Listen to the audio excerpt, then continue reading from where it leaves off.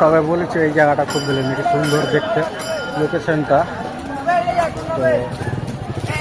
তো যাই হোক আজকে পুরো এরিয়াটা তোমাদেরকে ঘুরে দেখাবো।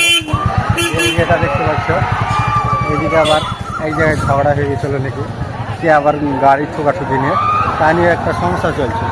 তো এইদিকে দেখতে পাচ্ছ কত লোক এসেছে। তো যাই হোক আজকে আমরা এই ব্লগে তোমাদেরকে সব ঘুরে দেখাবো, কে কোথায় কে কী করছে, এনজয় করছে না কী করছে। তো আমরা এখন বর্তমানে কোথায় যাবো, এখন যাবো বাইকটা আনতে। তো হাসি বলছে যে বাইক নিয়ে ঘুরবো ভিতরে, বাইক নিয়ে না ঘুরলে গেলে ভালো লাগে না। তো তার জন্য আমরা বাইকের কাছে চলে যাচ্ছি। তো বাইকের মধ্যে ওখানে একটা কী হয়েছে মনে হয়, তো আমরা বাইকটার কাছে যাচ্ছি, বাইকটা নিয়ে আসবো। তো তোমরা লাস্ট পর্যন্ত ব্লগটা দেখতে থাকো। আসিফ, এটা হচ্ছে তোমার মেন গেটটা, যে দেখতে পাচ্ছ মেন গেট, অটো পার্কে যেটা মেন গেট তৈরি করা হয়েছে সেই গেটটা।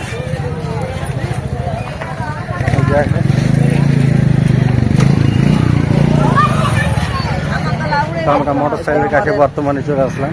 আমাদের লাল পাইটা এখানে আছে।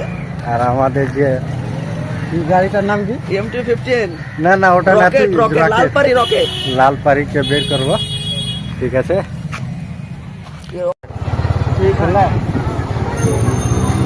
এই যে দেখতে পাচ্ছ তোমাদের বাইকে নিয়ে আমি গোটা রাউন্ড মেরে ঘুরে দেখাবো।